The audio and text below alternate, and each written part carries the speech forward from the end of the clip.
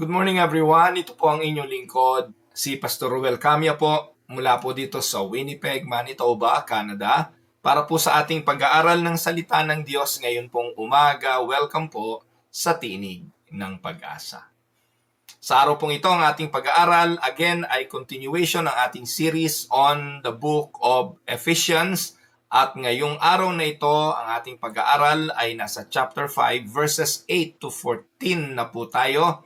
At pinamagatan ko po ang ating pag-aaral ngayong umaga na Living as Children of Light. Samahan niyo po ako at atin pong basahin ang mga talata. Sa sulat ni Apostol Pablo sa mga taga-Epeso, Kapitulong 5, talatang 8 hanggang 14. For you were once darkness, but now you are light in the Lord. Live as children of light, for the fruit of the light consists in all goodness, righteousness, and truth. And find out what pleases the Lord.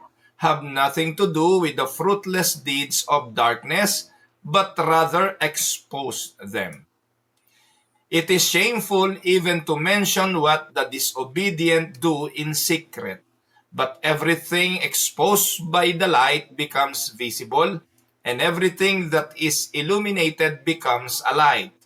This is why it is said, "Wake up, sleeper, rise up from the dead, and Christ will shine on you." Pagpalain nawa ng ating Panginoong Diyos ang pagkabasa at pagkadinig ng kanyang mga banal na salita na sa araw na ito ay ating pagbubulay-bulayan. Mga minamahal na mga kapatid, ang theme ng Ephesians 5, 8 to 14 ay ito. Believers are called to live as children of light, reflecting the transforming power of Christ in their lives. Ang pag-aaral natin nakasentro sa pagpapakita ni Apostol Pablo ng katotohanan na ang bawat mananampalataya, ikaw at ako, kung ikaw ay nananampalataya sa Panginoong Hesukristo, tayo po'y tinawag na mamuhay bilang mga anak ng liwanag. Na kung saan bilang liwanag, nagre-reflect po sa buhay natin yung transforming power of Christ. Mga kapatid, napaka-practical. Ito po'y application kung saan ay dapat mamuhay ang mga naliwanagan. Sa first 3 chapters ng Book of Ephesians, lahat po ng tinalakay natin may kinalaman sa theology, may kinalaman sa doctrine. Pinatunayan ni Apostol Pablo sa unang 3 kapitulo na we are saved by grace through faith, and this is not our own doing, not the work of our flesh, but a gift from God, so that no boasting in us might occur. So dahil po sa bagay na yon, sa susunod na mga kapitulo, chapter 4, 5, and 6, dito naman, papaano mamumuhay yung mga naliwanagan sa theology at doctrine. Hindi ho kasi po pwede na alam mo yung doktrina, alam mo yung theology, iba naman ang buhay mo. Kailangan nagtutugma yung aral na ating natutunan ay naipamumuhay natin. Yung mga may pananampalataya, magbubunga yon ng mabuting gawa. Kung hindi, ang sabi ni Santiago, ang iyong pananampalataya ay baog. O sa ibang translation, ay patay. Kaya bilang mga mananampalataya, we have been brought out of darkness into light through Christ. And we must walk in the light by pursuing what is good, what is right, and what is true. Yan po yung ating iisa-isahing talakayin ngayong pong araw na ito. Sa mga sanay sa tinig ng pag-asa, you know how we discuss biblical matters dito. At ganun din naman sa mga kaanib ng Winnipeg Unida Christian Church and those who are part of Unida Christian Church of Canada, alam ninyo na ang ating mga pastor sa buong Canada, we discuss biblical things expositorily, meaning one verse at a time. So ngayon po, puntahan natin yung binabanggit sa verse 8. Ano po ang sabi ni Pablo? This time, babasahin ko ito sa ESV, yung English Standard Version. Sabi sa verse 8, "For at one time you were darkness, but now you are light in the Lord. Walk as children of light." Mga minamahal, na talakay na ito ni Apostol Pablo sa chapter 4 ng Ephesians, na dati tayo mga patay. At dahil tayo mga patay, tayo'y nasa kadiliman. Di po ba? Tinatawag din ng kamatayan na darkness eh. Kaya, iba sabi, "Though I walk through the valley of the shadow of death," that is the darkest valley of life, na kung saan dadaan ka sa bingit ng kamatayan. So tayo, dati mga patay, ang declaration ni Apostle Paul sa verse 8, "We are formerly in darkness." Pero dahil tayo binuhay na ng Panginoong Hesukristo through the Holy Spirit, ang tawag doon ay being born again o regeneration, tayo po ngayon ay nasa liwanag na. So therefore, ano ang dapat gawin ng mga nasa liwanag? Di ba dapat lumakad sa kaliwanagan? Kahapon, tinalakay natin at nung nakalipas na mga araw, ang illustration na ginamit natin ay isang bilanggo. Pagkatapos mong lumaya sa pagkabilanggo, hindi mo nasusuotin yung kasuotan ng bilanggo. Unang-una mong gagawin ay magpapalit ka ng damit. Ayaw mo nang ma-identify sa anything na meron tungkol sa dati mong pagkabilanggo. You want to live your life anew. You want to walk in the light, no longer in the dark. So anong paliwanag ni Pablo dito sa verse 8? Ang explanation ni Paul, he reminds believers of the radical transformation. Yung pong transformasyon, they were not just in darkness. The Apostle Paul declares, "We were darkness." Hindi po nasa kadiliman lang. Ano po? Kung nag-aakala kayo na nung wala tayo sa Panginoon, tayo nasa kadiliman, mali interpretasyon natin. Ang sabi dyan ni Pablo, noong tayo'y wala pa sa Panginoong Hesukristo, tayo ang kadiliman. Nakita niyo po? No? The Apostle Paul is not telling us that we are in the dark. No, we are the dark. We are the darkness. We were darkness before. Ibig po sabihin nito, yung buhay natin ay kadiliman, wala tayong gagawing may liwanag. Hindi natin makikita ang liwanag, which is Christ. Jesus came as the light. No? Siya ang liwanag ng buhay. Hindi natin siya masusumpungan dahil tayo ang kadiliman. Maliban na ang Panginoon sa kanyang kapangyarihan ay buhayin tayo sa kalagayang ito, tanggalin tayo sa kalagayang ito, hindi tayo magkakaroon kailanman ng pag-asa. And may we all be reminded, ikaw kapatid na nakikinig sa akin, marahil hanggang ngayon, yung iyong paniniwala sa total depravity or total inability of human ay hindi pa maliwanag, pero ipinapaalala ko sa iyo sa pamamagitan ng chapter 5 verse 8 ng Ephesians, sinabi ni Pablo sa mga kapatid sa Epeso, "For at one time you were darkness." Kapatid, sinasabi ni Pablo, ikaw ay dating dilim. Ako ay dating dilim. Tayong lahat ng mga mananampalataya ngayon ay dating dilim. Hindi po niya sinabing dati kayong nasa kadiliman. No, tayong mismo ang dilim. Kaya dahil sa kabigatan ng buhay at kalagayan natin, ano ang pag-asa ng kadiliman? Wala. Malibang may dumating na liwanag, dun lang may pag-asa ang dilim. Amen? Kaya nga po, kung susuriin, uunawain lamang natin. Walang dahilan para hindi tayo dalhin sa ating mga tuhod at sambahin, purihin, luwalhatiin ang Diyos dahil siya ang nagbigay ng liwanag at ginawa tayong liwanag. Si Jesus yung liwanag, sumilay sa atin ng liwanag at dahil doon tayong dilim ay naging liwanag. Amen? So, but through union with Christ, we who were darkness, became light. Amen po ba mga kapatid? So, ano pong ibig sabihin yan? This new identity demands a new walk. Ang bagong identity na ito ay nangangailangan ng isang panibagong paglakad. Dahil hindi ka na dilim, kakapa-kapa, hindi ka na dilim na bangga ng bangga dito, hindi ka na dilim na walang direksyon, ngayon na ikaw ay liwanag na, lalakad ka na sa bagong pagkatao. Amen? At tandaan mga kapatid, this transformation is monergistic. Anong ibig sabihin ng monergistic? This monergistic work, this transformation is God's sovereign work in regeneration. Wala kang kinalaman dito, kapatid. Kaya kung sasabihin mo may kinalaman ka sa pagiging liwanag mo, nagyayabang ka nun. Kung meron kang kinalaman sa iyong kaligtasan, nagyayabang ka nun. Kung kaya ka naligtas ay dahil sa sarili mo, kapiraso mang effort, nagyayabang ka nun.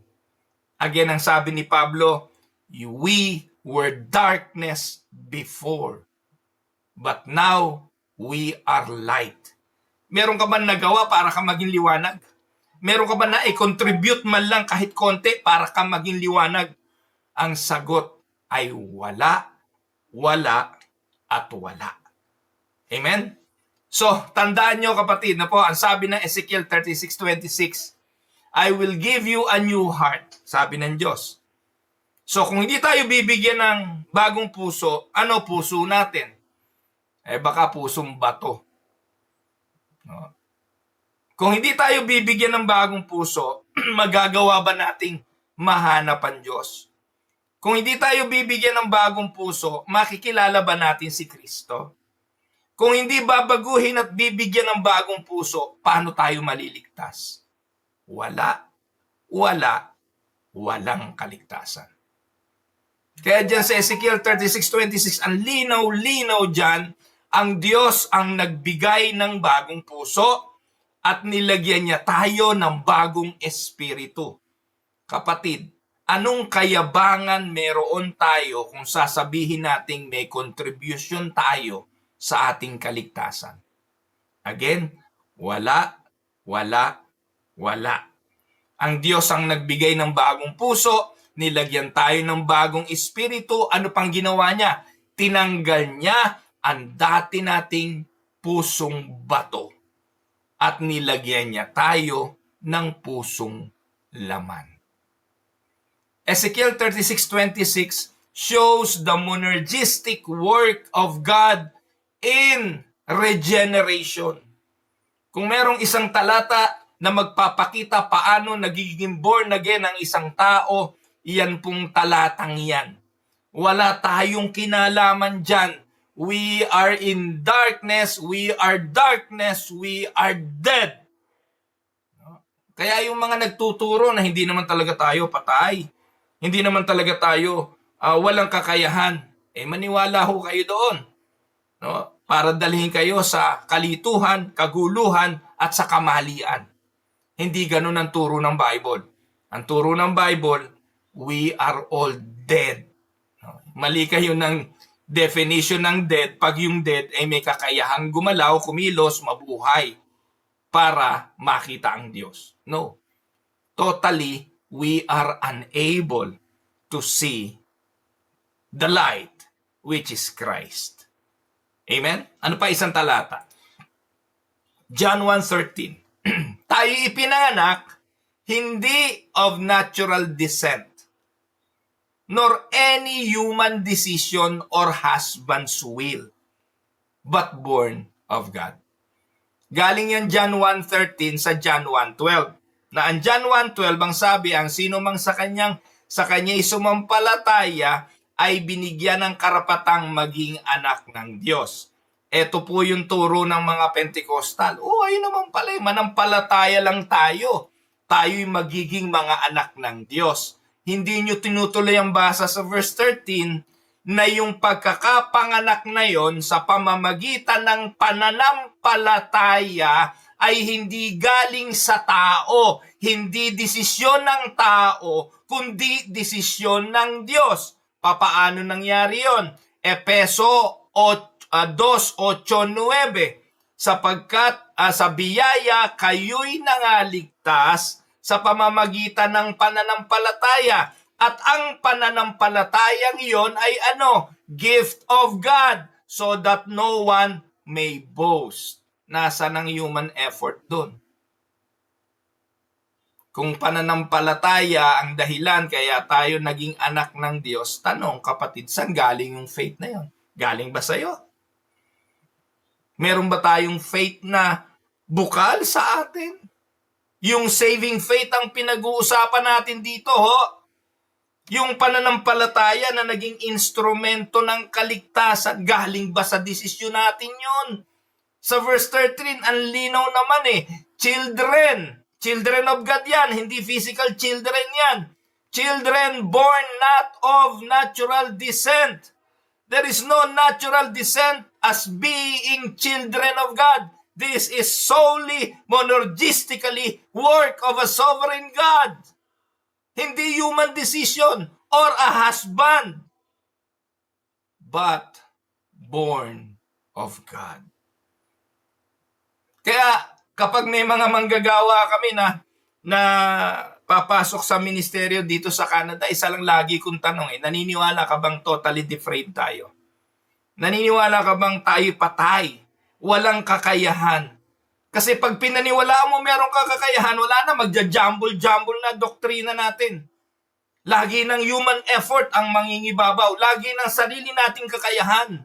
Pati sa kaligtasan kasi tayo ang nanampalataya at yun ay bunga ng ating pasya. Hindi mo yun pasya. Iyon po'y kaloob ng Diyos sa iyo. Katulad ng isang patay na nga, palutang-lutang sa dagat, ang Panginoong Hesukristo, binuhat tayo roon at hinihan tayo ng buhay. Amen? Katulad ni Lazaro, patay. Walang kakayahan. Tinawag ng Panginoon. Tumayo. Ganon ang pagiging born again. Amen? So, we are not merely improved version of our old selves. Ulitin ko. Hindi dahil tayo'y binuhay, tayo'y new version na of our old self. No. We are not a good version or an improved versions. We are a new creations. Di po ba yan ang sinasabi ng 2 Corinthians 5:17 Therefore, if anyone is in Christ, ano sabi? You are now an improved version of yourself. Walang ganon. The new creation has come. The former has gone. The new is here. Kaya mga kapatid, yung totoong Kristiyano na born again, binuhay ng Diyos, hindi pwedeng hindi mamumuhay sa liwanag. Hindi pwedeng hindi lalakad sa liwanag bilang mga anak ng Diyos. Kamumuhian niya ang kadiliman. Kaya ito yung laging malaking question mark. Kung sinasabi mong Kristiyano ka, tapos ang buhay mo ay puro kadiliman, puro kasinungalingan, puro imoralidad, walang nagbabago, may malaking katanungan. Maaari akala mo ligtas ka pero hindi totoo.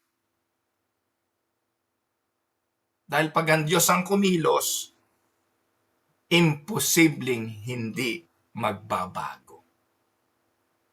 Amen? Ano po? So anong illustrations dito? Imagine someone living underground all their life who suddenly sees the sun. Everything changes. Amen? Ano mababago? The light not only shows what's around them, but it also changes their desires, habits, and lifestyle. Kung ikaw ay nasa underground, pakapa sa kadiliman, pagsilay ng liwanag, kakapa ba? No, you will live in the light. Amen? So, bilang application, mga minamahal kong mga kapatid, are you walking in a way that reflects your new identity in Christ? Bago ka nang nilalang, ang dating mga bagay nagsilipas na. Lumalakad ka ba sa isang panibagong buhay? So, anong dapat mangyari? Your behavior should align with the truth that you are now in the light. Amen? Kapatid, what areas of your life still resemble darkness? Are you intentionally walking as a child of light? Dalangin ni Apostol Pablo bilang mga naliwanagan na dating nasa dilim at dilim, let us walk as children of light. Yun ang verse 8. Now let's go to verse 9. Ang sabi ng verse 9.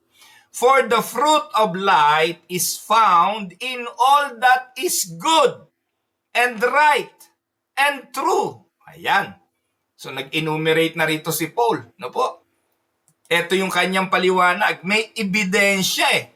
The evidence of walking in the light is seen in one's character, conduct, at sa kanyang bunga. Amen? It bears fruit. Ano yung bunga? Ang bunga ng paglakad sa liwanag ay ano? Goodness, moral integrity. Hindi nangangalon niya. May kilala ako, pastor pa man din eh. Nangangalon niya. Pagkatapos, ang lakas pa ng loob. Isipin niyo, pagkatapos mangalon niya, ang tapang-tapang, palibasa na kasundo niya na yung asawa niya, parang wala na siyang problema. Pwede na siya uling bumalik magpastor. Ngayon nga, gusto pang mag-church plant. Hindi na marunong mahiya. Pero ganun pa rin ang ugali. Walang moral integrity. Meron nga akong kilala, pastor, bakla. Nang halay pa. Pagkatapos ang lakas pa ng loob ngayon magpastor. Sinong simbahan ang kukonsinti sa ganitong mga imoralidad? Tapos sasabi, Kristiyano ako eh. Bago na ako nilalangasan ng bago. Nagbago ka lang ng title. Nagbago ka lang ng lugar. Dati nasa Pilipinas, ngayon nasa Canada. Pero ganun pa rin, bakla pa din. Pinagtakpan yung kabaklaan sa pagkakaroon ng asawa, pero nanghahalay ng lalaki. Ano tawag doon? Mga kapatid, ang tunay na nasa liwanag, unang makikita, ang sabi ni Pablo, magbubunga ito ng karakter, goodness, moral integrity. Pangalawa, righteousness, upright living, matuwid sa paghahanap buhay, no? Matuwid magnegosyo, hindi corrupt. Matuwid ang dealings, hindi nandadaya ng taxes. Hindi yung kung ano-anong kalokohan makapagpalusot sa gobyerno. Matuwid ang pamumuhay. Ebidensya yun eh. Ano po? Yung bawal hindi ginagawa.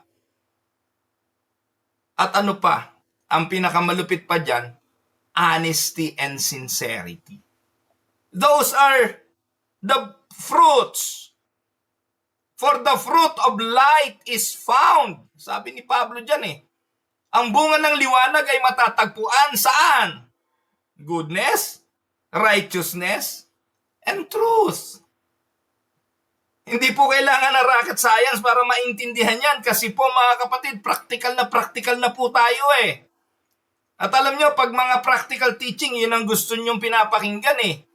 Yung mga bagay na medyo theology, medyo doctrine, medyo hindi tayo interesado. Pero mga kapatid, huwag niyong kakalimutan, napakahalaga ng unang 3 chapter para natin ma-i-apply ang susunod na 3 chapter ng Ephesians. The evidence of walking in the light is seen in one's character and conduct because it bears fruit. Amen? So, anong biblical example? Magbigay tayo example. Sa Bible, ang maganda example, matatagpuan sa Genesis 39. Kay Joseph. Joseph, son of Jacob, the dreamer. He resisted temptation not only because it was wrong, but because he feared the Lord. And that fear in the Lord is the beginning of his wisdom. Kailangan niyang magkaroon ng moral integrity, kailangan niyang mamuhay sa katwiran at magsabi ng katotohanan. He bore the fruit of righteousness even when no one was watching. Amen? Tandaan mga kapatid, fruit doesn't grow overnight. Merong mabilis, pero it doesn't grow overnight. May isang kapatid nagtanong sa akin, Bishop, ba't ang bilis lumago ng mga halaman nyo? Ba't ang bilis magbunga? Kahapon no kasi, nagpost ako sa Facebook, nakaharvest na ako ng 2 ampalaya, 2 sili, 2 pipino sana, harvestin ko kahapon, 2, pipitasin ko eh. Pero sabi ni Dang, 1 lang munang pipino, di ko yan mauubos. Bukas na yung isa. So, di ang hinarvest ko po, 2 pipino, 2 bell pepper, 2 ampalaya. Yung 2 ampalaya, ginisa ko po kanina sa itlog, pinabaon ko kay Dang. Nakaharvest na ako. Pero it doesn't grow overnight. Tinanong ako, ano po bang dapat nyong ipayo para lumago agad ang halaman? Ang sagot ko lang, TLC. TLC. Tender, love, and care. Tender, loving care. Yun po ang kailangan. Kasi ang halaman, kailangang inaalagaan. Kaya mga kapatid, is your life bearing the fruit of light? We must cultivate these qualities through means of grace. Ano ba yung mga means of grace? Napag-aralan natin yan eh. Ang means of grace na ibinigay ng Diyos sa iglesia, word, the word of God, prayer, constant communication with God, and fellowship, communication with believers. Sa salita ng Diyos, natuturuan tayo. Sa pananalangin, nakikipag-usap tayo sa Diyos. Sa fellowship, nakikimingle tayo sa kapwa-kapatid. Ito po ang means of grace. Now, is your life bearing fruit of the light? Which of this goodness, righteousness, or truth needs growth? Kayo lang naman ang pwedeng makasagot ng bagay na yan. Let's go verse 10. Verse 10, and try to discern what is pleasing to the Lord. Ayan. So sinabi ni Pablo, magbunga kayo. Paano magbubunga? Pag hinahanap lagi natin kung anong kalooban ng Diyos. Walking in the light includes discerning. Ano yung discernment? Kailangan i-test, i-examine kung anong kalugod-lugod sa Diyos. Mga kapatid, kung lagi nating tiyak ang kalooban ng Diyos, ay wala na, champion na yun. Di po ba? Kung lagi nating tiyak kung anong gusto ng Diyos, that is a perfect life. But the sad thing is, hindi tayo makakaalam ng lahat ng kalooban ng Diyos. Hindi natin kayang arukin ang kanyang kalooban. Di po ba? Sabi naman ng Bible, yung ating isipan, hindi isipan ng Diyos. Yung kanyang thoughts, hindi ating thoughts. His mind is not our minds. Now, paano natin maaarok yung kanyang kalooban? Kaya mamumuhay lang tayo parate, trial, testing, examination, sa liwanag ng kanyang mga salita. Kaya nga mga kapatid, the Christian life is not just about avoiding sin, but actively seeking God's will. Kailan mahirap ang choices, mga kapatid? Kailan? Ang choices, kung masama't mabuti, hindi mahirap yan. Dahil lang naman piliin mo yung masama, ay pipiliin mo yung mabuti. Walang mahirap kung ang choices ay black and white lang. Kailan mahirap ang choices? Pag parehong tama. Doon kailangan ng discernment. Doon kailangan ang God's will. Marami example niyan, practical example. Halimbawa, trabaho, you have 2 job offer. parehas halos, parehong malaki sweldo, parehas malapit, parehas. Paano ngayon doon? Alin ang pipiliin mo? Doon mahirap hindi po ba? Sa mga ganon na halos wala namang mali, ang hirap hanapin ang kalooban ng Diyos.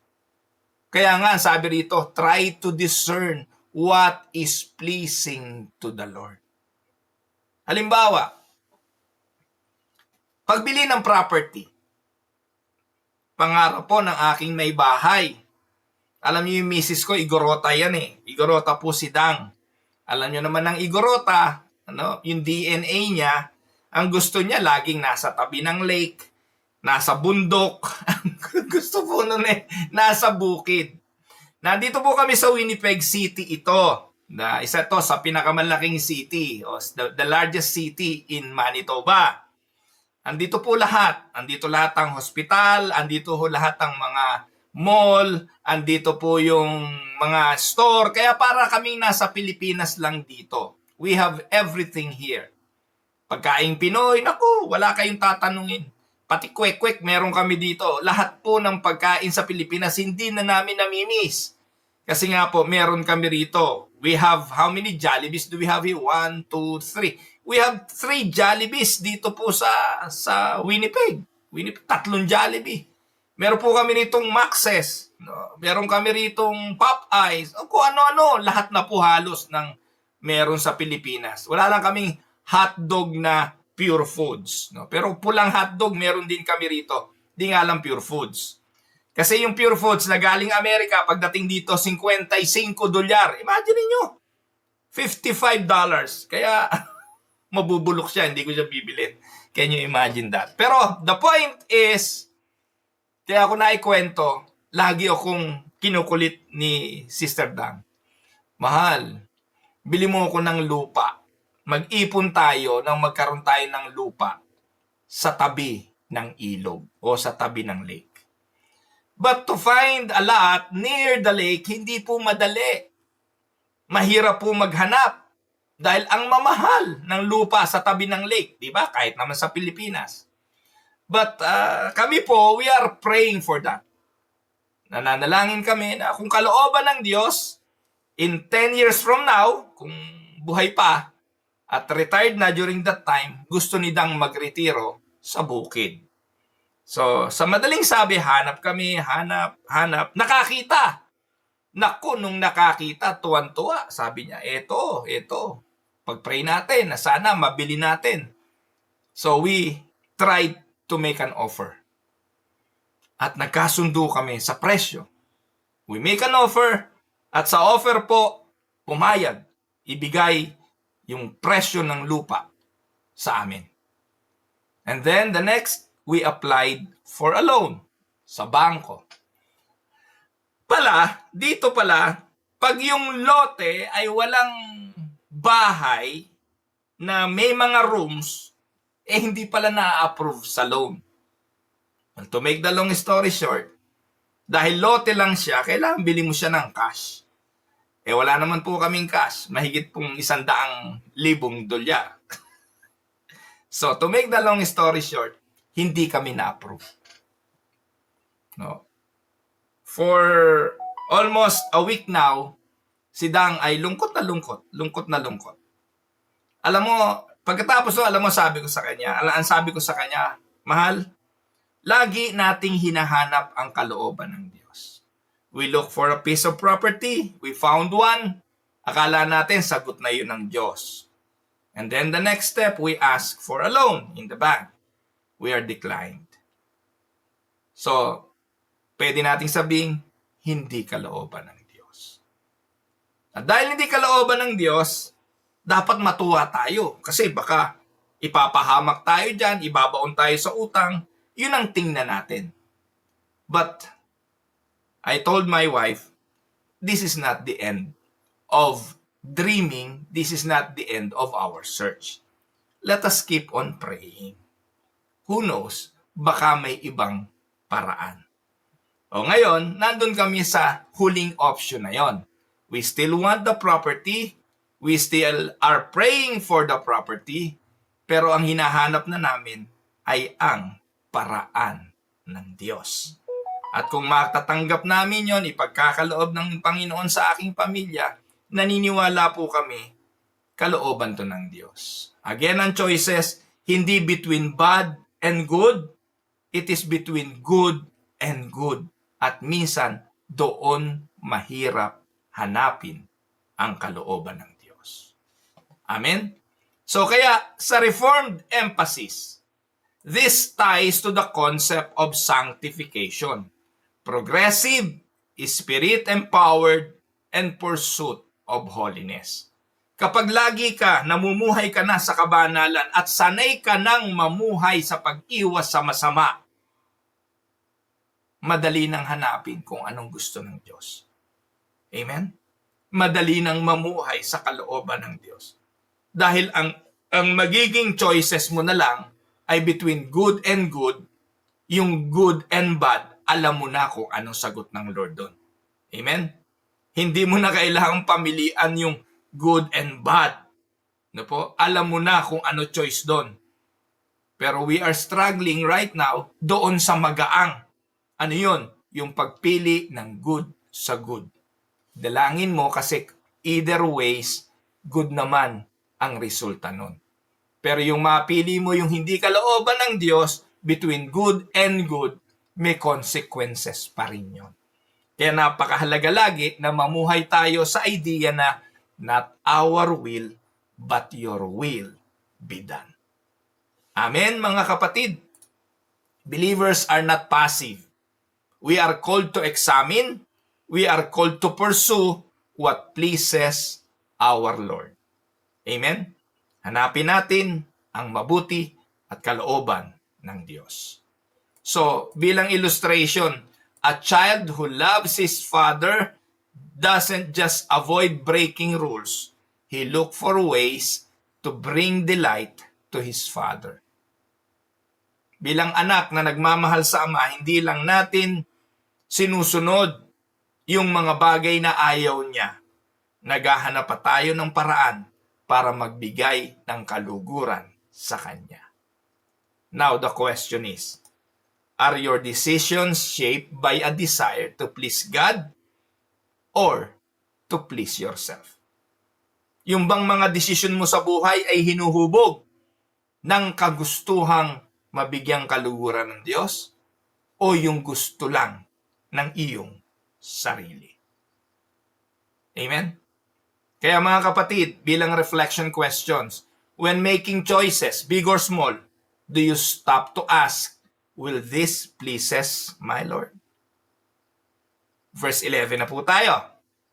Sabi ni Paul, susunod, take no part in the unfruitful works of darkness, but instead, expose them. Ito maganda mga kapatid.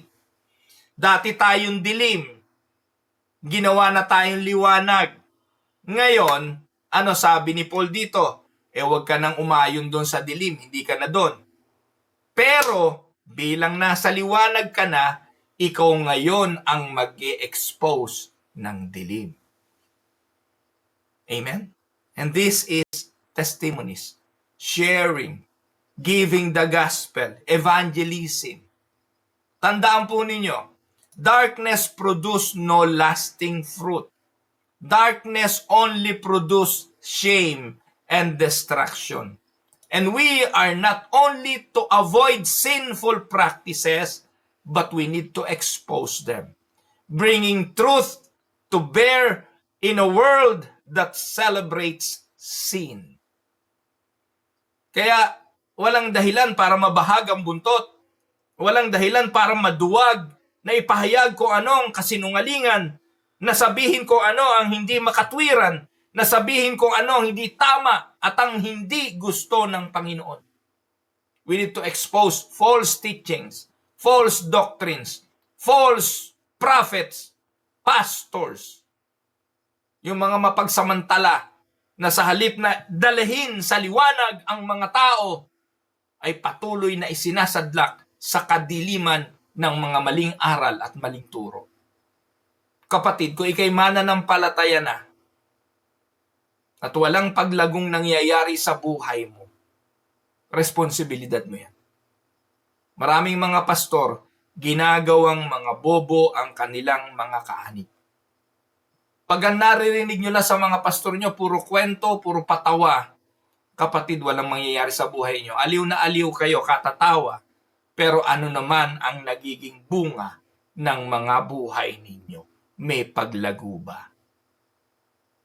Ayan na naman si Pastor Ruel. Mapanghatol na naman.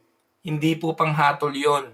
Ine-expose lang natin ang dati nating kalagayan, ang dati nating buhay, ang dati nating kinalalagyan. At ngayon, salamat sa Panginoon, dati tayong dilim, ngayon ginawa niya na tayong liwanag. So we need to expose the darkness. Anong theological insight nito? This doesn't mean self-righteous condemnation, but lovingly and boldly confronting sin through the light of the gospel. Kaya kung nga pinapangaral natin dito ay hindi ebanghelyo at hindi salita ng Diyos, kamuhuyan niyo ako. Iwasan niyo ang TNT. Huwag ninyong panoorin, mapapahamak lang kayo. Pero kung ang nakikita niyo, gaya na ating ginagawa, one verse at a time, at tinatalakay ang bawat salita, manatili kayo, lalago kayo mga kapatid. Siguro yung mga nakababad sa TNP mula pa nung sinimula natin yung Ephesians, more or less. No, alam nyo na kung ano laman ng Epeso. Bakit isinulat ni Apostol Pablo ang Epeso? Kanino ito isinulat? At anong dahilan ba't niya ito naisulat? Tama po ba mga kapatid? So, John 3:19 to 21. Ano sabi diyan? This is the verdict. Light has come into the world, but people love darkness instead of light, because their deeds were evil. Talaga namang wala tayong magagawa eh. Ang tao gusto talaga ay dilim. Because ang tao ay dilim. Verse 20, everyone who does evil hates the light and will not come into the light, for fear that their deeds will be exposed.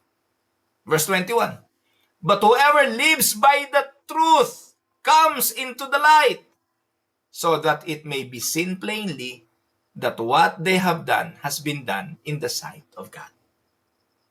Tama? Tandaan niyo mga kapatid, lahat ng may ginagawang immoralidad, itatago yun. They don't want to be exposed. Yung mga may ginagawa sa lihim, mamaya makikita natin yan sa susunod na talata, no? Sa susunod na verse. Mamaya ako na tatalakayin. Tingnan lang muna natin ang biblical example nito. Ang biblical example na ating pinag-uusapan diyan, walang iba kundi si Nathan. The prophet Nathan exposed David's sin. Hindi para hiyain yung hari, but to bring the king to repentance. Naalala niyo ba yung confrontation ni Nathan at ni Haring David sa pangangalo niya ni David kay Bathsheba? Yun po, i-expose. Huwag matakot, kahit hari. Po. And bilang application, are you silently tolerating sin, either in your life or in the life of others, when God is calling you to shine the light of truth? Amen?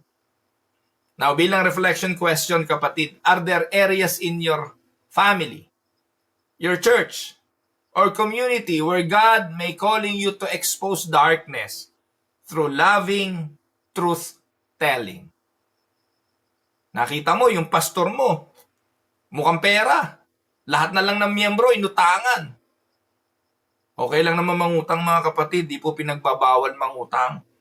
Ang pinagbabawal, yung nangungutang na hindi nagbabayad. Galit ang Panginoon doon. Po. Tapos hindi sinasaway. Yung pastor mo, napakaluho. No?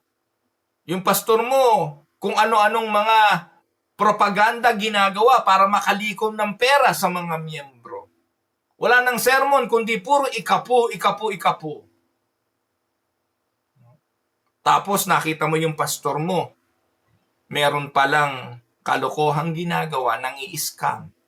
Tapos dahil pastor, hindi mo sinasaway. Kapatid, yung nakakaalam ng katotohanan at itinatago ang katotohanan, accomplish din ang tawag doon. kabilang ka sa gumagawa ng kadiliman. Amen? Now let's go to verse 12. Verse 12. For it is shameful even to speak of the things that they do in secret. Ito yung kanina, ano po? Dito po, ang paliwanag, si Paul, ine-emphasize niya yung lalim ng moral depravity in the world. Sa bigat ng kasalanan ng kadiliman at ng kanilang ginagawa, ni ang pag-usapan ito nakakahiya. Kapatid, pag meron kang ginagawa na ayaw mong mapag-usapan ng iba, isa lang ibig sabihin nun, nakakaya yun. Pero hindi ba mga kapatid, kapag may ginawa kang isang maganda, gusto mo na pag-uusapan? Be honest. Halimbawa, nagbigay ka ng tulong sa isang kapatid, tumulong ka, na hindi mo naman gustong ibandera, hindi mo naman gustong ipangalandakan. Pero yung kapatid na tinulungan mo ay nagkwento sa iba. Alam niyo, tinulungan ako ni kapatid na Juan sa panahon ng aking pangangailangan. Ang tanong, magagalit ka ba kung ichinismis ka na nakatulong ka sa kanya? Hindi. Hindi. Hindi mo ikagagalit yun. Maaaring medyo mahiya ka ng konti in humbleness. Dahil hindi mo naman gusto na ipaalam pa sa iba. Gusto mo na isikreto. Pero hindi ka magagalit na pagkwentuhan ka tungkol sa mga bagay na yun. Pero kailan ka magagalit? Ikaw, pastor, dinate mo yung nakipag-date ka sa sa isang babae. May asawa ka. Tapos yung babae may asawa rin. May nakakita sa inyo ngayon. Ikinuwento sa iba, matutuwa ka? Ano itatawag mo dun sa nagkwento? Chismosa! Opo, masama yung ginawa nun. Chismis nga yun eh. Kahit na totoo, chismis pa rin yun eh. Pero ang tanong, yung ginagawa mo ba tama o mali? Matuwid o hindi? Kaya dito sinasabi ni Paul, ang taong nasa kadiliman, ni ang pag-usapan ang kanyang ginagawa, nakakahiya. Amen? Some sins are so vile, they shouldn't even be casually discussed. Speaking about them actually desensitizes the conscience. Ano application? Kaya kailangan bantayan natin ang ating pinapanood, ang ating pinag-uusapan, maging ang ating mga pinagtatawanan. Amen? The entertainment culture thrives on making shameful things seem normal or funny. Alam niyo po, dati gustong-gusto ko yung si Jose, tsaka si Wally. Sa Itbulaga, no? Gustong-gusto ko yan eh. Pero alam niyo po ba, pag wala na sa telebisyon yan si Jose, hindi kayo matutuwa sa bunganga niyang taong yan eh. Nakapanood na ho ba kayo ng concert ni Jose? Sa YouTube, tingnan niyo po mga kapatid. Walang tatlong salita na hindi kasunod mura. Grabe po eh. At tawanan sila, tawanan pa yung mga tao pag minumura sila. Pinagtatawanan na ngayon ang pangungutya, ang pagmumura, yung mga bagay na dating kinukonsiderang kasalanan. Ngayon, katatawanan na lang. Mga minamahal na mga kapatid, yun yung tinatawag na desensitization. Dahil araw-araw mo nang nakikita yun, tatanggapin mo na ang pagmura normal. Ang pangangalo niya, normal. Ang pagsusugal, normal. Dahil legal na marijuana dito sa Canada, magmarijuana ka, normal. Dahil po ang pagtaya sa loto ay legal naman, hindi to sugal, normal. Pagpapalaglag ng bata dahil nagpapalaglag naman ng marami, normal. Ang paghihiwalay dahil kitang-kita sa telebisyon, nakakailang boyfriend na si Maha Salvador. Maha Salvador ba yun? Si Si, ano ba? Ewan? Yung mga artista. Palitan ng mga asawa. Normal. Yun po yung desensitization. Na ni-desensitize na tayo. Yung bagay na karumal-dumal. Ngayon, tanggap na. Isang araw, nanonood ako ng television eh. Isang simbahan ng Methodist Church eh. Isang baklang nakasuot ng sayan tumayo sa pulpito at nagsesermon. Diyos ko po, mga kapatid. Na-imagine nyo ba yon? Na ngayon, ang mga bakla lantaran sa pulpito? Na nakabihis. Babae. May mga hikaw, hindi lang sa tenga, pati sa ilong. Pastor. Na lalaking mga naka-makeup sa pulpito. Hindi po ako gumagawa ng kwento. You just need to open YouTube and find one. Church yun. Methodist yun. At ang Methodist, mga kapatid, para sila'y maligtas, kailangan mabuting gawa. Mabuti ba yun? Nakuha niyo po, mga kapatid. Kaya nakakapangilabot. At ito na ang mundo ngayon. I want you to think of a frog. This is just to illustrate the point. Yung frog, palaka, ilagay mo sa kumukulong tubig. O yung tubig na papakuluan. Initially, pag nilagay mo yung palaka doon sa tubig na kumukulo, it doesn't realize it is danger. It is dangerous. Baka lalangoy-langoy pa yung palaka doon eh. Habang kaya niya pa yung init ng tubig. Pero kapag kumulo na ito, there is no way na hindi siya mapapahamak. Sa mundong nilalangoyan natin, para tayong mga palaka, nakikiayon, nakikilangoy, but it is too late sometimes. Hindi na tayo makalabas. It's too late for us to get out. Mga kapatid, do not let your soul get used to sin. Dahil pag nasanay ka, it's too late. Are you desensitized to evil through media? Through media, cellphone that you consume, or even the conversation you tolerate? Baka kagaya ng palakang yun eh, lumalakad na rin tayo sa ganoong klase ng buhay. Verse 13. Sabi ni Paul, but when anything is exposed by the light, it becomes visible. Anong dapat daw gawin? Sabi ni Paul, light reveals reality. Sino bang magre-reveal ng darkness? Di ba yung mga nasa liwanag? Just as sunlight reveals what's in the dark room, the truth of God's word and godly life expose sin and show the need for Christ. Amen, mga kapatid? Kaya dapat ang mga Kristiyano ay ilawan, hindi tinatago sa ilalim ng takalan, kundi nag-expose ng darkness. Paano may expose ng darkness? Sa trabaho. Oy, pare, halika, sali ka. Taya ka sa loto, party-party tayo. Paano i-expose? Sabihin mo, kapatid, pasensya na kayo. Hindi ako nataya sa loto kasi sugal yan. Oh, KJ mo naman.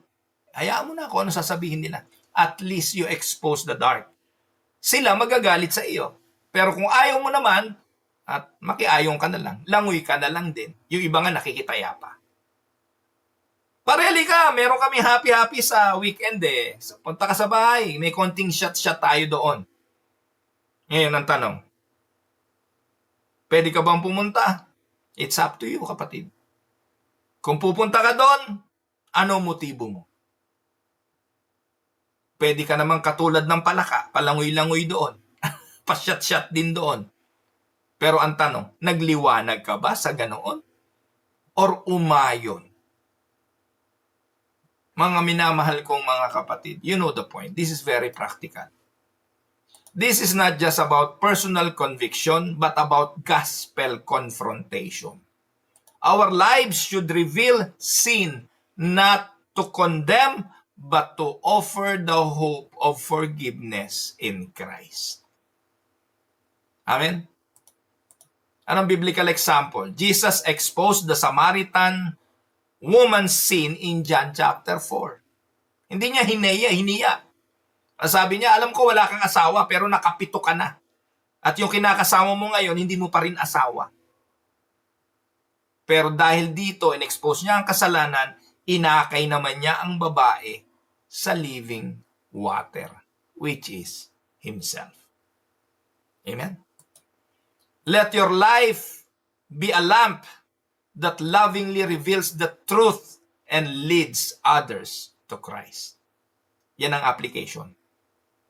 Kaya bilang tanong, does your life challenge the darkness around you or does it blend in?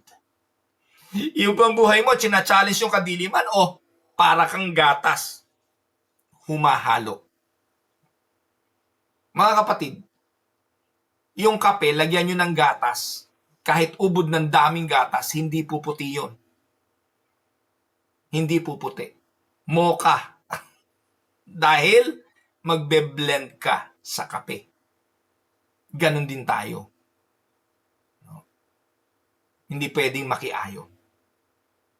Verse 14. For anything that becomes visible is light. Therefore, it says, awake, O sleeper, and arise from the dead, and Christ will shine on you. Mga minamahal na mga kapatid, ito po ay hymn, pinaraphrase, sa Isaiah 60 verse 1. Pero dito pinakikita ang isang malalim na theology. Bagamat practical na to. For anything that becomes visible is light. Sabi diyan. Therefore, it says, awake, O sleeper. Sino ang pwedeng gumising sa tulog? Arise from the dead. Sino pwedeng bumuhay ng patay? Wala. Pero ang tinatawagan dito, mananampalataya, mga kapatid. Mga mananampalatayang nakikiayon sa mga patay. Mga mananampalatayang nakikitulog sa mga patay.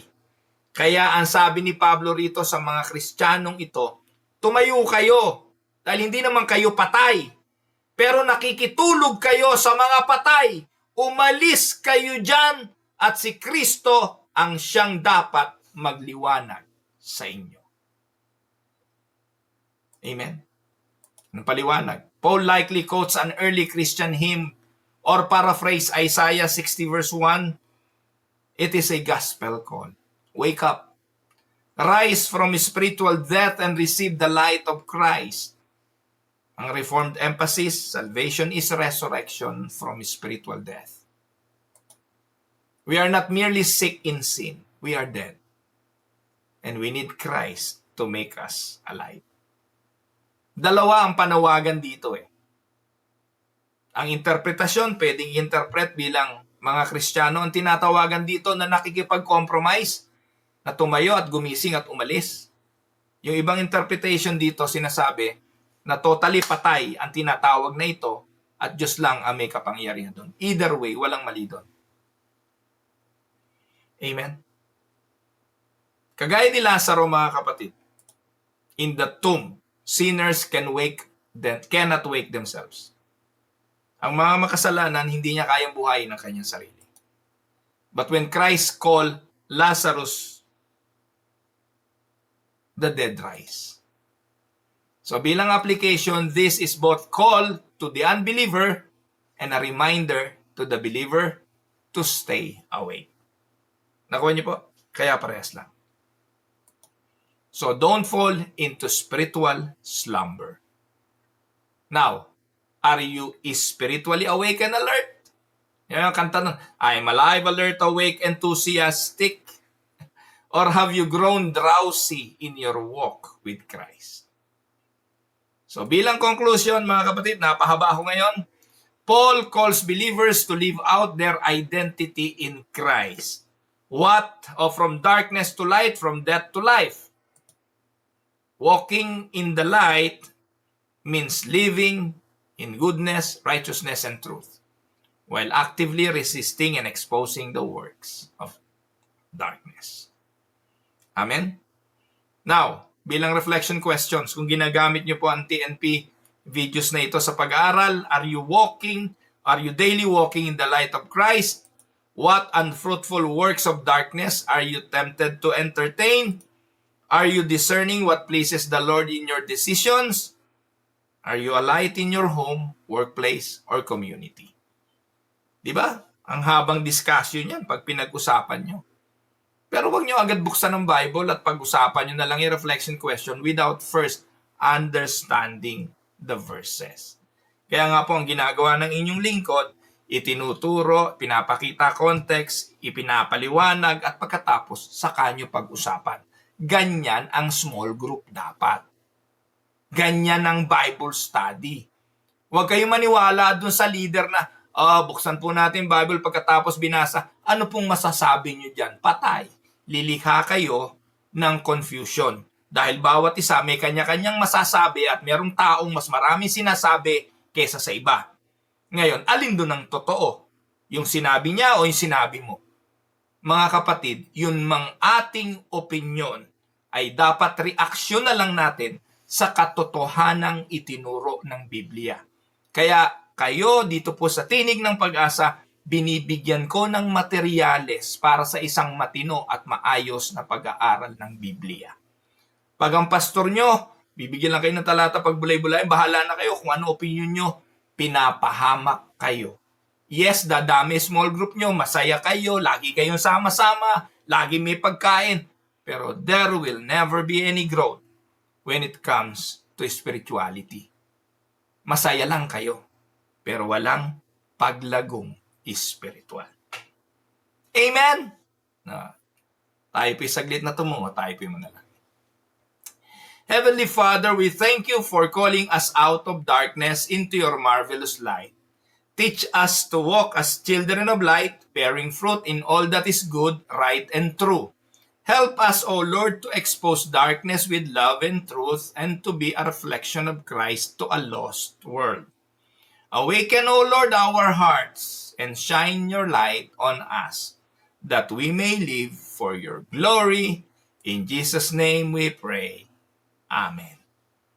Pagpalain po kayo ng Panginoon. Happy weekend sa Canada. Happy long weekend. Sa Monday po holiday. Kaya enjoy nyo po. At kung may mga plano mag-travel, mag-ingat po kayo mga kapatid. Samahan kayo ng Panginoon. Pero kung wala naman, huwag nyo kalimutang magsimba sa linggo. Magkita-kita po tayo Communion Sunday.